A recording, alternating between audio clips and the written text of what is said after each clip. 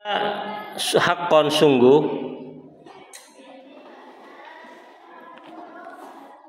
inna sesungguhnya kitab al-abrari, kitab al-abrar. Apa kitab al-abrar itu? Ai kitab a'malil mu'minina as-shadiqina fi imanihim. Artinya kitab amal perbuatan al-mu'minina orang mukmin, as-shadiqina yang jujur, yang tulus, fi imanihim dalam keimanan mereka,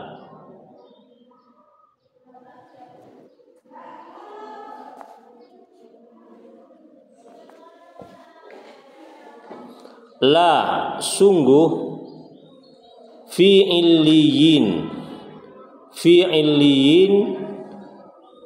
di dalam illiyin,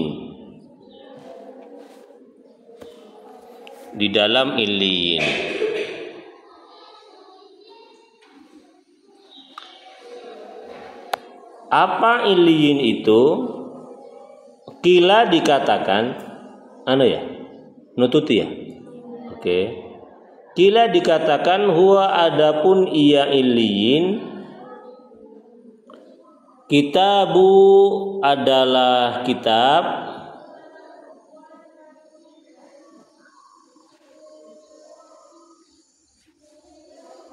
kitabun jami'un yang merangkum,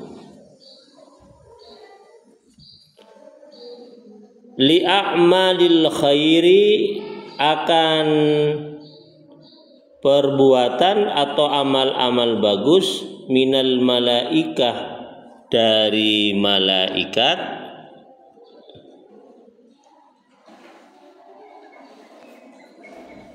terus apa itu?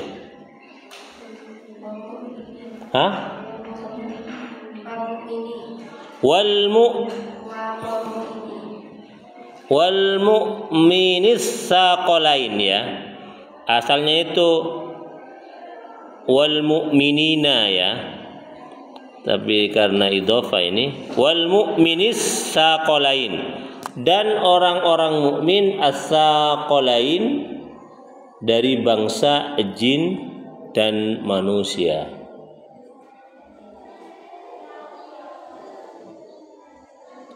Dari bangsa jin dan manusia. Wakila dan dikatakan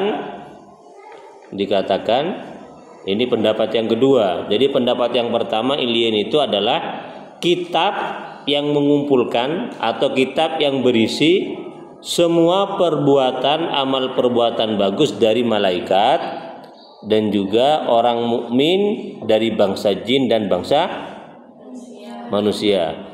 Pendapat yang kedua, wakila dan dikatakan huwa adapun ia illiyin, huwa kembali kepada illiyin, marji'uz zamir. Makanun adalah tempat, fis sama'is sabi'ati, di langit yang ketujuh,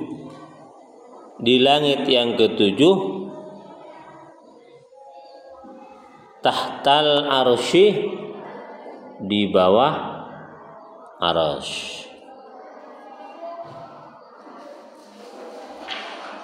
Jadi di sini catatan amal perbuatan orang yang mukmin yang betul-betul keimanannya, jujur keimanannya, murni keimanannya hanya kepada Allah Subhanahu wa taala. Amal perbuatannya itu dicatat oleh malaikat, ditaruh dalam sebuah kitab khusus ya. Dalam kitab khusus ini, kitab yang mencatat, yang hanya berisi catatan perbuatan malaikat dan orang-orang mukmin yang lain dari bangsa jin dan manusia. Dan kemudian dalam pendapat yang kedua, kitab amal perbuatan ini ditaruh oleh Allah Subhanahu wa taala di langit keberapa? Ketujuh, di bawah arsy. Jadi semakin tinggi, ini menunjukkan betapa mulianya catatan amal perbuatan tersebut. Jadi makin tinggi Berarti makin bagus amal perbuatannya ini, sampai-sampai oleh Allah ditaruh di bawah singgasananya. Karena begitu mulianya ya. Sama dengan Al-Qur'an. Al-Qur'an itu kan ditaruh di atas kepala kan ya. Kenapa? Karena lebih mulia daripada kepala. Jadi kalau naruh buku, ada Al-Qur'an, ada kitab, ada songkok, ini yang ditaruh di atas terus apa? Al-Qur'an, baru kitab, baru songkok. Songkok kita itu. Karena berkaitan dengan kemuliaan, maka berkaitan dengan tempat yang sesuai dengan kemuliaan barang yang kita taruh itu. Ini adalah ajaran dari Allah Subhanahu wa taala untuk terus ya, anjuran untuk meletakkan sesuatu yang mulia di tempat yang paling tinggi. Oke, paham ya? Lanjut.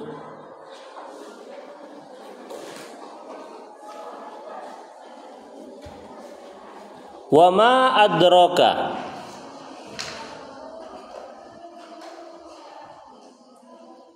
Wa ma dan apa adraka yang membuatmu tahu wahai Nabi?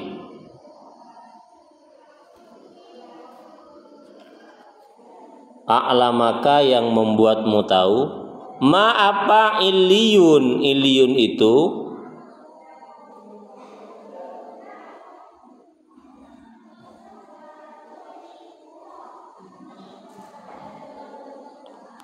ma kitabu Iliyin, apa kitab Iliyin itu? Huwa, adapun ia kitab Iliyin,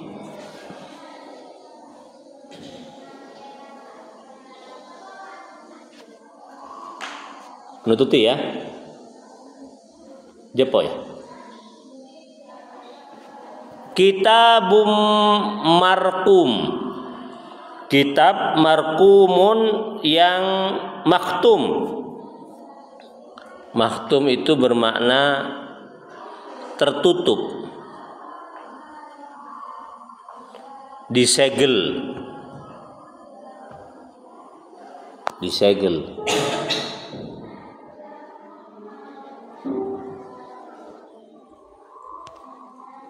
Disegel, kitab yang disegel, ditutup.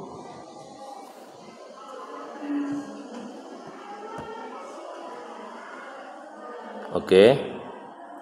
Itu kitab Iliyin, itu kitab yang tertutup. Terus yashhadu, menyaksikan kepada Iliyin, kitab Iliyin. Siapa yang menyaksikan? Al-muqarrabun, orang-orang atau ya orang-orang yang didekatkan. Orang-orang yang didekatkan minal malaikah, dari para malaikat. Jadi catatan amal perbuatan bagus al-abror, orang-orang yang beriman kepada Allah itu disaksikan oleh para malaikat. Inna, sesungguhnya al-abror,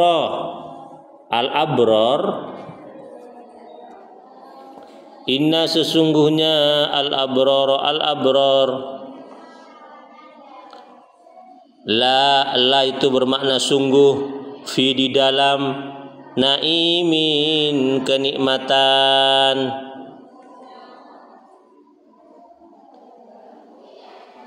naimin kenikmatan. Apa kenikmatan yang diterima oleh al-abror? Yaitu jannah. Apa jannah? Surga. Dalam Al-Quran itu nikmat itu setidaknya ada 3 bahasa Arabnya ya. Yang pertama nikmatun, non, aim, mim dan tak marbutah, nikmatun. Yang kedua na'matun, non, ain, mim tak marbutah, cuma harkatnya beda. Yang di depan itu fathah, na'matun. Yang ketiga na'imun, bermakna kenikmatan. Ini 3-3-nya maknanya beda, ini beda-beda. Kalau yang pertama nikmatun, coba Anda tulis coba. Nikmatun coba Pak.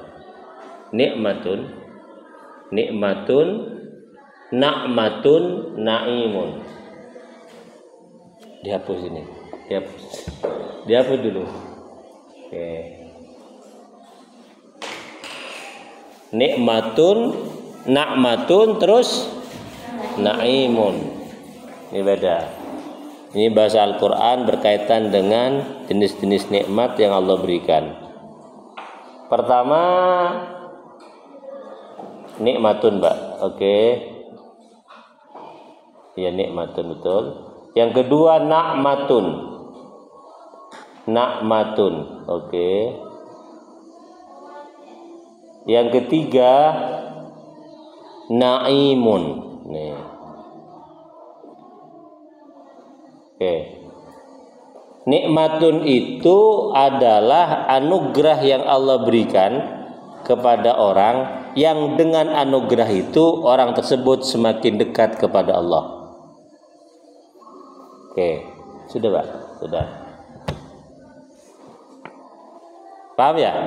Nikmatun itu anugerah yang Allah berikan kepada hambanya, kepada orang tertentu, yang dengan nikmat itu orang tersebut diharapkan atau semakin dekat kepada Allah Subhanahu wa ta'ala. Sudah. Kalau na'matun, anugerah yang Allah berikan kepada hambanya, yang dengan anugerah itu hambanya semakin jauh dari Allah. Kebalikannya, semakin jauh dari Allah. Kalau na'imun itu anugerah yang Allah berikan kepada hambanya yang mukmin pada hari kiamat.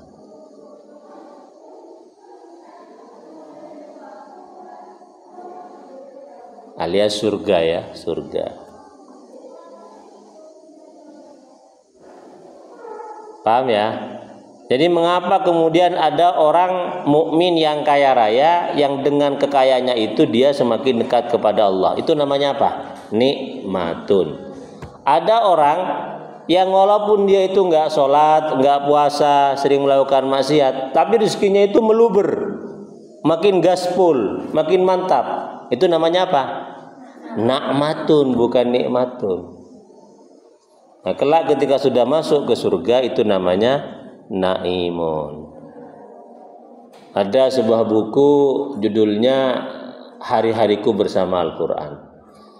Orang ini yang nulis buku ini seorang pengusaha, dan dia punya teman pengusaha juga yang walaupun sering melakukan zina ya, itu nikmatnya, bukan nikmatnya ya, hartanya itu makin banyak.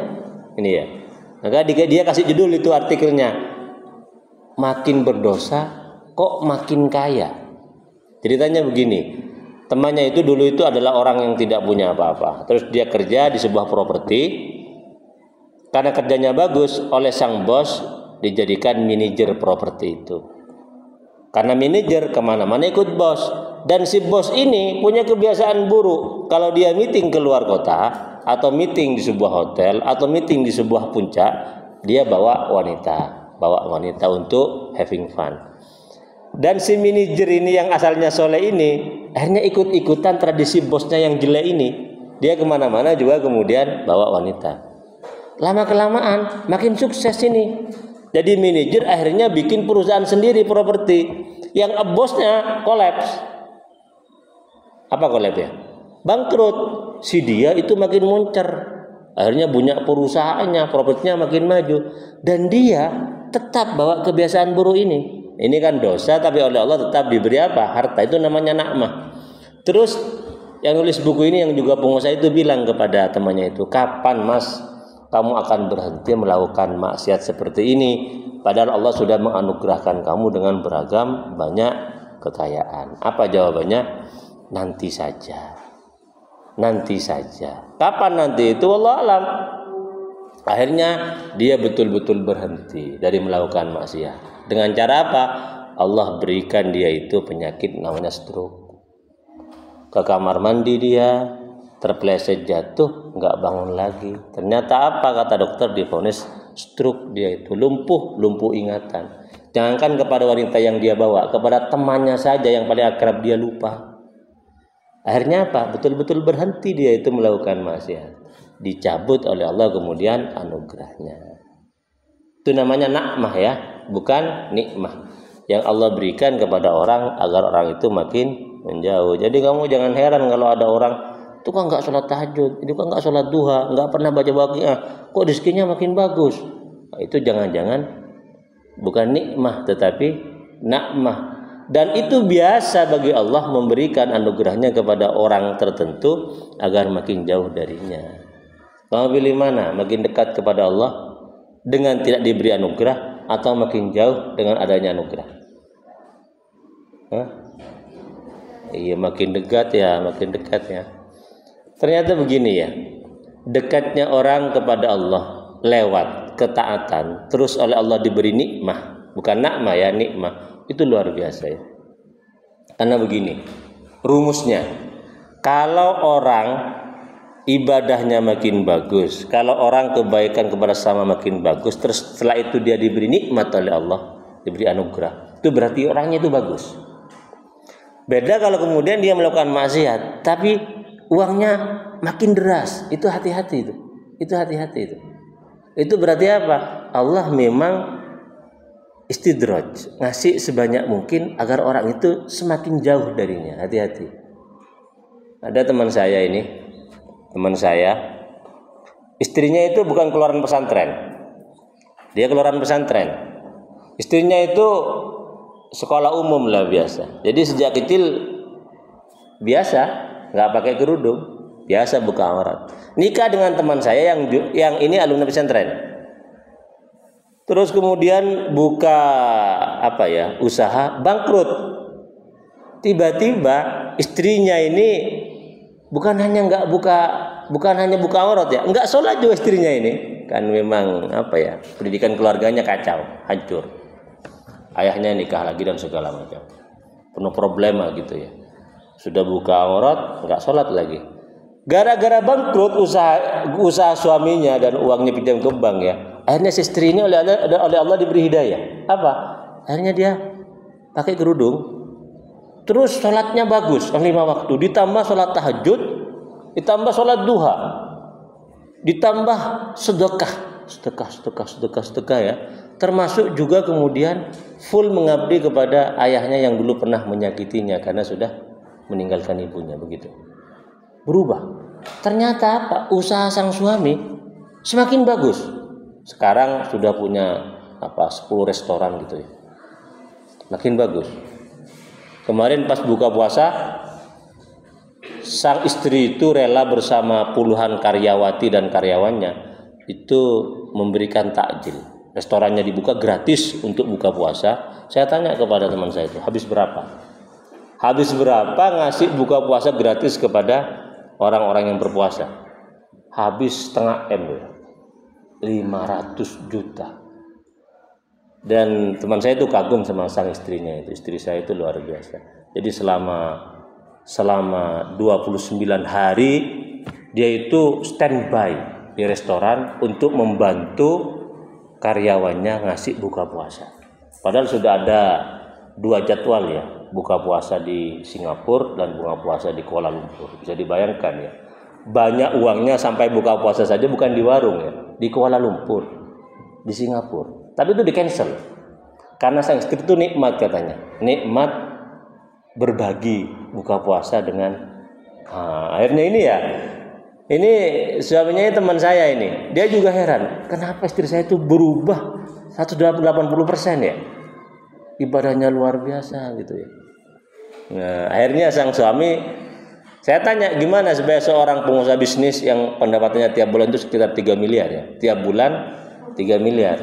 Gimana godaan misalnya sama wanita lain? Enggak, istri saya luar biasa. Saya dari nol dengan istri saya, dan istri saya lihat salehahnya itu luar biasa. Akhirnya Kata teman saya, jangankan tindakan, pikiran pun, perasaan pun saya jaga untuk tidak berpaling kepada wanita lain gara-gara kagum sama. Nah, ini namanya nikmah ya. Makin bagus ibadahnya. Kemarin kan alumni Gulu-Gulu itu, suaminya alumni Gulu-Gulu, teman saya. Terus datang ke Gulu-Gulu, terus lihat pondok yang hampir ambruk ya. Saya nyumbang sekian puluh juta, gitu langsung. Ya. Itu berarti apa? Allah ngasih anugerah, ngasih nikmah, orang itu kemudian semakin dekat kepada Allah Subhanahu wa taala. Dan ternyata saya lihat ya, suami itu banyak bergantung kepada istri. Kalau istrinya itu luar biasa solehah, itu sang suami walaupun nggak soleh banget ya, itu biasanya bagus itu. Kerjanya bagus, kesetiaannya bagus, karirnya bagus tuh ya. Tapi kalau suaminya yang soleh, istrinya nggak soleh banget, itu agak cekak gitu ya, nggak mulus. Makanya di balik suami yang hebat pasti ada istri yang hebat. Suaminya nggak hebat, istrinya hebat, ikut hebat sang suami. Saya ada 4 kejadian seperti itu, tergantung kepada istrinya. Itu ya. Saya tanya kepada teman saya, gimana sholat kamu? Kalau sholat saya itu yang 5 waktu itu, sholat saya sudah mending katanya.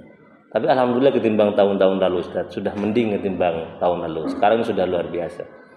Dipengaruhi oleh istrinya yang enggak mondok ya. Anaknya, saya tanya gimana anak kamu? Apa akan dimasukkan ke jurusan perekonomian? Enggak Ustaz, saya masukkan ke tahfidz semua. Anaknya dimasukkan ke tahfidz semua. Kenapa? Urusan dunia bela Ustaz, biar saya dengan mami istrinya gitu ya. Untuk anak saya urusan akhirat semua. Biar mereka yang kemudian menanggung akhirat saya. Saya masukkan ke tahfidz semua. Oh itu ya. Ya tiap bulan 3 berapa? 3 miliar loh ya pendapatannya itu. 3 miliar ya Allah. Banyak 3 miliar ya. Saya minta uangnya. Berapa Ustaz? Saya mau bangun rumah. Saya tanggung semuanya Ustaz. Begitu. Jangan. Soalnya banyak yang lain yang mau nanggung. Berapa Ustaz? Tinggal bilang berapa. Begitu ya. Karena ingin berbagi kepada yang lain. Itu berarti apa? Nikmah itu ya. Jadi nanti kalau kamu jadi istri yang solehah. Biasanya suami kamu itu akan jadi soleh. Nggak usah nuntut suami kamu jadi soleh. Kamu dulu soleh. Kan ternyata istri itu ya, perempuan itu kalau kadung bagus ya, bagusnya itu auranya mantap. Pengaruhnya kadung jelek sama lo ya. Coba saya tanya, kalau penyihir laki-laki dan perempuan lebih kuat mana kekuatan hitamnya? Perempuan lo ya. Kalau jadi tukang fitnah, kira-kira lebih hebat mana perempuan dan laki-laki menyebarkan fitnah? Hammalatal hatab. Siapa itu? Arwa. Siapa Arwa itu? Istrinya Abu Lahab. Pembawa kayu bakar fitnah. Jadi kalau perempuan kadung jeleknya amit-amit ya. Tapi kadung bagusnya amat-amat ya, amat bagus ya. Ini ya. Oke lanjut dulu. Sampai di mana sudah ini? Itu ya bedanya apa? Bedanya nikmah, na'mah dan naim. Terus mana ini? Alal araiki, ya itu ya betul ya. Alal araiki, di atas araik. Apa araik itu? As-surari fil hijal.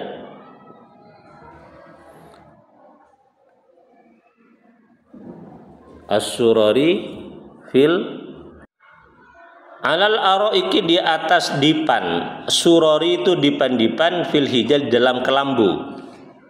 Surori itu dipan, ya, kursi panjang ini. Fil hijal di dalam kelambu, ada kelambunya ini. Yandurun, mereka memandang. Memandang apa? Apa? Uktu yang diberi mereka min naimi, dari kenikmatan. Ini rileks, ini duduk di atas dipan-dipan sambil menikmati segala kenikmatan yang Allah berikan kepada mereka di surga. Ini ya, kenikmatan luar biasa ini.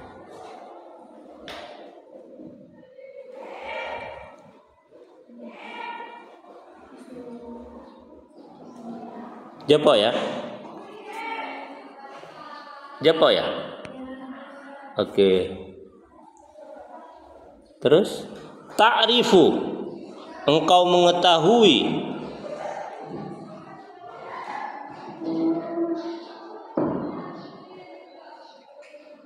fi wujuhihim,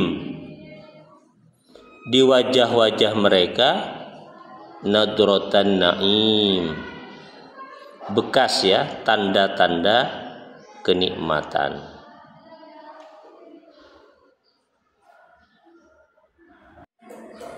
Bahjatat tana'umi ya, kecerahan atau keceriaan menikmati ya.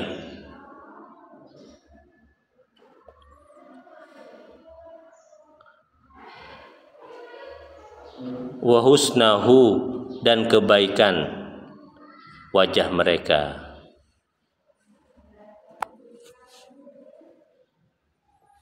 Yusqauna, mereka diberi minum mirrahik, dari rahik.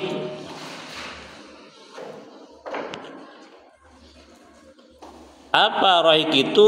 Khamrin khalisatin, khamr yang murni, minad danas, dari kotoran. Itu rahik namanya. Ini kenikmatan lain yang Allah berikan kepada al-abrar. Diberi khamr yang murni, yang suci dari kotoran. Makhtum, yang tersegel, tertutup juga. Botolnya tertutup, nggak terbuka. Ala inaiha, di atas inaiha, wadahnya khamr. Wadahnya itu tersegel, tutup. La yafukku khatmahu ghairuhum, tidak membuka atau tidak menghancurkan khatmahu, tutupnya ina, tutupnya wadah khamr, ghairuhum, selain al-abrar. Jadi murni, bukan khamr sisa, betul-betul khamr yang Allah peruntukkan kepada mereka. Kalau khamr sisa, barangkali yang minum sebelumnya mulutnya ada penyakitnya gitu ya, ada air ludahnya, itu kan sudah tidak murni lagi. Sekarang sulit ya orang minum air sisa ya. Mau ndak minum air sisa?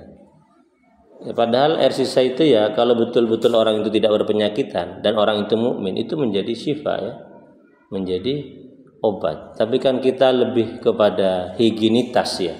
Atau higienitas ya. Higienitas itu berarti kepada ilmu kesehatan ya. Akhirnya kalau kita ada air aqua yang baru diminum sedikit ya, terus kita buang itu, kenapa? Merasa jijik gitu kan ya.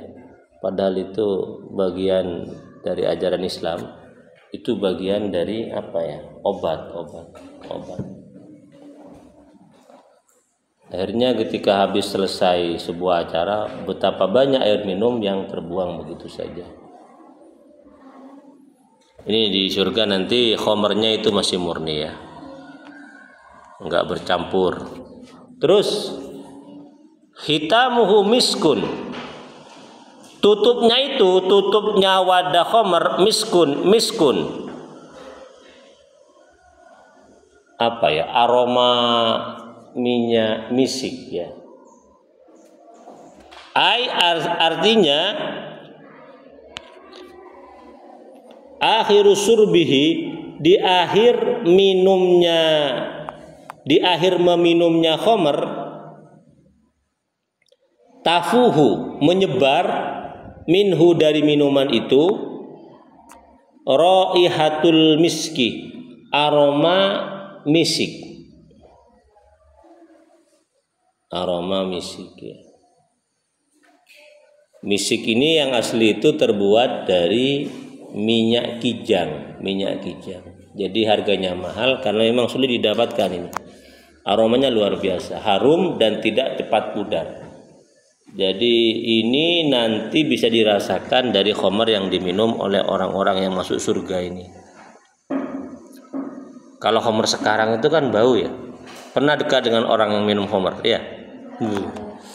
Saya pernah pergi ke Malang, dari Surabaya ke Malang, terus di bis itu saya kebagian duduk dengan seorang pemuda yang tidur gitu ya.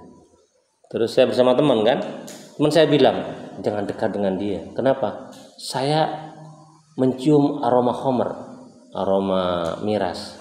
Kok tahu kamu? Beda loh ya, bau gitu. Akhirnya karena takut ngamuk saya pindah tempat duduk itu. Karena kalau orang mabuk itu kan bisa melakukan apa saja. Nah, itu di dunia ya aromanya sudah busuk seperti itu. Tapi kalau di akhirat nanti aroma khamarnya itu seperti aroma minyak misik yang luar biasa ini. Enggak bau gitu, tapi harum.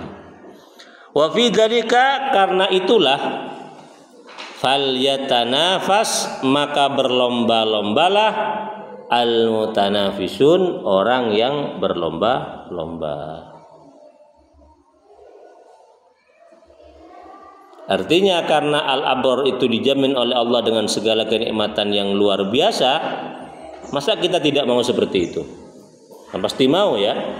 Makanya falyatanafas, maka berlomba-lombalah al-mutanafisun, orang yang berlomba-lomba. Falyarghabu, maka maulah kamu bil mubadarah, bersegera ila taatillah, untuk taat kepada Allah Subhanahu wa taala agar menjadi orang al-abrar.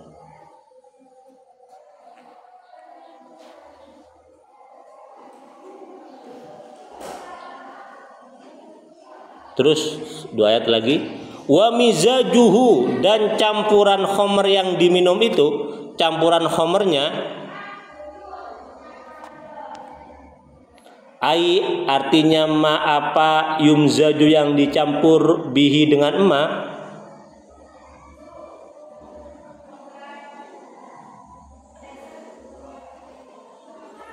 Jadi khamrnya itu tidak hanya ditutup, tidak hanya beraroma minyak kasturi, tapi juga ada campuran. Apa campurannya? Min tasnim, campurannya adalah tasnim. Apa tasnim itu? Fussira, ditafsiri tasnim itu biqauli, dengan firman Allah selanjutnya. Tasnim, apa tasnim itu ya? Tasnim itu adalah ainan,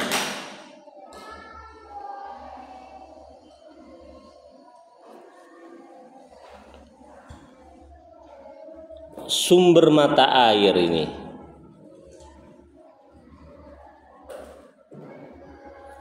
Fanasobahu, maka menasobkan hu kepada lafadz ainan, bi amdaha, dengan lafadz amdaha, muqaddaron, yang dikira-kira.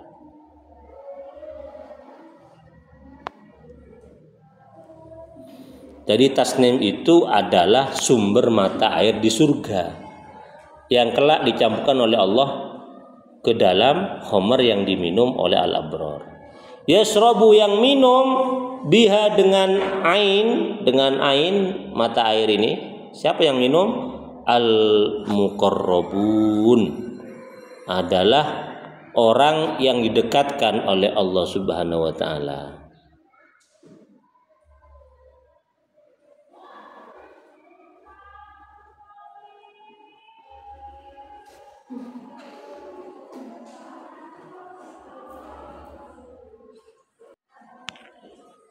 Al-dhamman, atau mengandung, yasrabu, minum, makna bermakna yataladzat, makna nikmat ya, nikmat, lezat.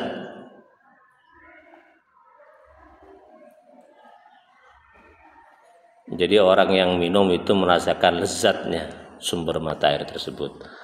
Itulah balasan Allah kepada al-abrar. Semoga kita menjadi golongan al-abrar. Amin ya rabbal alamin.